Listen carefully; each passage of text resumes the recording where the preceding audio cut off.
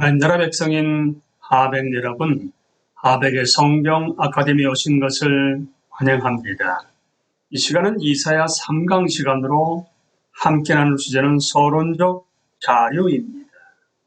우리는 지난 시간에 이어서 이 시간에는 이사야의 신학적 의제에 대해서 함께 나눕니다. 역사적 맥락에 주의를 기울이면 신학적 목적이 더 분명해지며 또한 그것은 살아있는 성경 말씀이 오늘날 우리 삶에 영향을 끼치기 위해 대단히 중요합니다. 우리는 이사야 시대가 고대 근동 전역에서 엄청난 정치적 격변이 일어나던 시대라는 것을 보았습니다. 그때는 전통적인 영적, 도덕적 가치관들의 의문이 제기되고 재평가받던 때였습니다. 우시아 치하에서 오랫동안 평화와 번영을 누리던 시절은 그가 죽은 후 끝나기 시작했고, 다윗 왕조의 새로운 왕들인 요담, 아하스, 히스기야 등은 예루살렘의 새로운 도전에 직면했습니다. 유다는 언제나 비교적 작은 나라였기 때문에 자신의 안전을 위해 여호와께 의지하지 않을 수 없었습니다. 실로 유다는 언제나 가장 의존적일 때 가장 강했습니다. 하지만 그 나라 백성들이 부유한 엘리트들에게 점차 더 착취당하고 지배자들이 공동체의 종교적 삶에서나 정치적 삶에서나 탐욕과 이기주의에 사로잡힘에 따라 그 지역을 지배하던 아수르의 도전은 심각한 질문들을 제기했습니다. 이 문제들은 보통 본질적으로 정치적인 혹은 사회적인 문제로 여겨졌지만 이사야의 사역은 그것을 단호하게 영적인 문제로 규정했습니다. 언약 백성인 유다는 궁극적으로 누구를 의뢰할 것인가? 그들은 어디에서 도움을 구할 것인가? 그들은 무엇을 자신들의 확신의 근거로 삼을 것인가? 이 질문은 책의 첫 번째 부분의 절정인 36장 4절에서 정확히 그런 말로 제기됩니다. 하지만 이 질문은 그 예언 전체에서 다양한 형태로 수없이 여러 번 나오며 그것의 실상은 절대 멀리 떨어져 있지 않습니다. 선택은 극명합니다.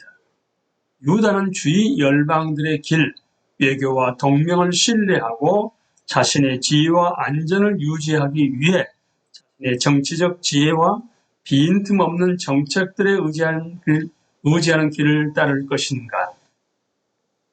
아니면 언약 맹세로 유다와 결합되어 있는 주 여호와의 약속들을 의지하고 오직 하나님만을 신뢰할 것인가? 그것은 모든 그리스도인들이 잘 알고 있는 선택입니다. 개인적 차원에서건 교회적, 민족적 혹은 국제적 차원에서건 삶에 어려움이 있을 때마다 우리는 이러한 선택에 직면합니다. 우리는 누구를 의지할 것인가? 하나님인가? 우리 자신인가? 이사야는 종종 구약의 이신칭이 선지자, 복음 선자라고 불리는데 그것은 옳습니다. 우리는 그 말을 고난받는 종의 대속적 죽음에 기초한 하나님의 의롭게 하시는 은혜에 대한 선포로 축소시키는 경향이 있습니다. 그것은 물론 그 교리의 핵심이기는 합니다. 그것이 하나님의 구원 계획의 핵심이기 때문입니다. 그리고 이사야는 회개와 믿음의 반응을 명할 때 그것을 대단히 명확하게 해설합니다. 하지만 우리는 또한 이신칭의가 하나의 생활 방식이라는 것 역시 기억해야 합니다. 의롭게 된 죄인, 그리스도인 신자가 된다는 것은 이 세상에서의 삶 전체를 하나님의 약속대로만 배타적으로 의지한 것이기 때문입니다. 그리스도의 삶으로 들어가는 길은 또한 계속 그 삶을 살아가는 길입니다. 스콧 헤이프만의 연구 제목인 약속의 하나님과 믿음의 삶은 그것을 대단히 잘 요약하며 그 책 자체는 성경 전체에 걸쳐 이 굉장한 주제를 다룬 훌륭한 강해서입니다. 이것은 유다가 직면할 수밖에 없었던 생활 방식에 대한 질문이었습니다. 우리 모두 역시 이 질문에 직면하고 있습니다. 하나님의 약속들은 이 세상에서 그리고 내세세의 삶을 위한 참되고 믿을 만한 토대인가? 아니면 우리는 우리의 확신과 안전을 위해 다른 어떤 곳을 찾아보아야 하는가? 간단히 말하면 신적 약속과 인간의 정책 간의 선택입니다. 예를 들어 이사야서에서 이사야의 자신치 않은 배경에 대한 부분에서 두 개의 유사한 역사적 사건들이 나오는 것을 볼 수 있습니다. 각 사건은 상당히 크게 다뤄져 있는 것으로 유다 왕과 그의 백성이 직면하고 있던 문제들을 잘 보여줍니다. 그 사건들은 두 가지 정반대되는 방식으로 다루어집니다. 첫 번째 사건은 아하스 통치 때의 것으로 7장의 내용입니다. 아람과 북왕국 이스라엘은 아수르에 대항해서 일관된 정책을 형성하기로 동맹을 맺고 유다가 그 동맹에 합류하기를 원했습니다. 유다가 거절하자 그들은 독립 왕조로서 유다를 패해버림으로써 다윗 계열을 무너뜨리고 다부엘의 아들을 꼭두각시 왕으로 세워 유다의 상당한 자원을 모두 동맹국 쪽으로 빨아들이려고 단호히 결심하게 되었습니다.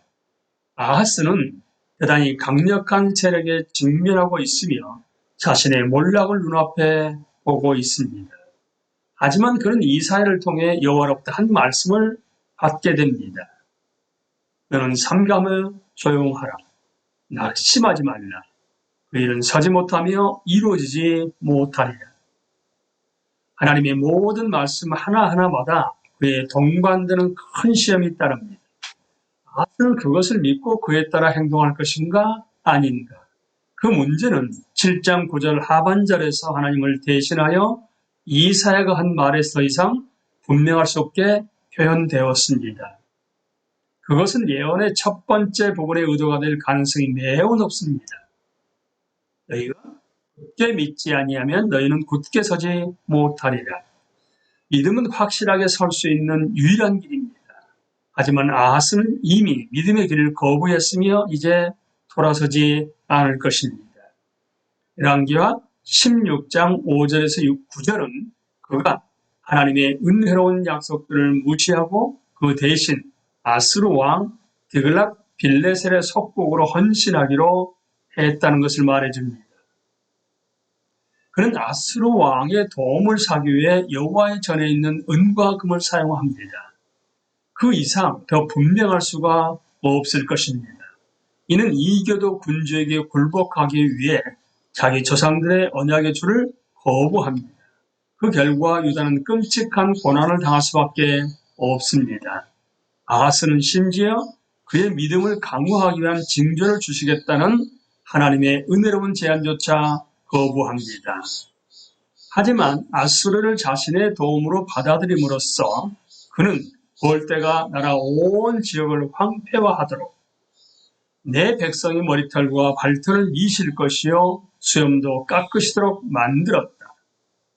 이는 절대적인 권력과 예속을 의미합니다. 아하스의 통치 역사는 이 본문에 대한 주석입니다. 이에 반해 그의 아들 히스기야는 후에 훨씬 더 무시무시한 규모의 아수르 침략에 직면합니다. 그것은 유다의 견고한 성들을 치고 예루살렘 자체까지 진격해 들어오는 것이었습니다. 그 역시 여호와로부터 은혜의 말씀을 받게 됩니다. 아수르 왕의 종들이 나를 능욕한 말로 말미암아 두려워하지 말라는 것입니다. 그 대신 하나님은 그들을 구원해 주시고 히스기야를 괴롭히는 자 산헤립이 즉각 암살되게 하겠다고 약속하십니다. 우리는 30장과 31장으로부터 히스기야가 아수르의 속국이 되는 것에서 벗어나려고 이사야가 가만히 앉은 나합이라고 깔보는 듯이 말했던 애국과 잠깐 동맹을 맺으려 했었던 것을 압니다. 하지만 이제 그는 위험스러운 상황 전체를 기도로 하려므로 하나님의 약속을 믿고 그의 믿음을 확증하는 대단히 명예로운 일을 합니다. 그에 대한 응답으로 하나님은 보다 상세한 약속들을 주십니다. 그것은 믿음을 강조하는 징조이자 분명한 신적 단언입니다. 그가 이 성에 이르지 못하리라. 내가 나를 위하여 내 종 다윗을 위하여 이 성을 보호하며 구원하리라. 그리고 하나님은 그렇게 하십니다.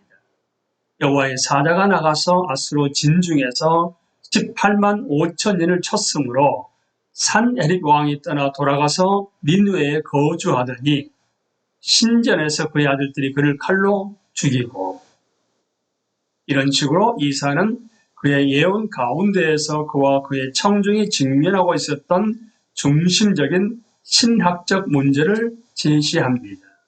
하지만 우리는 또한 처음부터 끝까지 이 특별한 역사적 사건들이 주전 8세기 예루살렘이라는 보다 제한적인 환경이 아니라 보편적이고 영원토록 자기 백성을 위한 하나님의 약속들 및 목적들이라는 보다 광범위한 맥락 안에 있다는 것을 유의해야 합니다.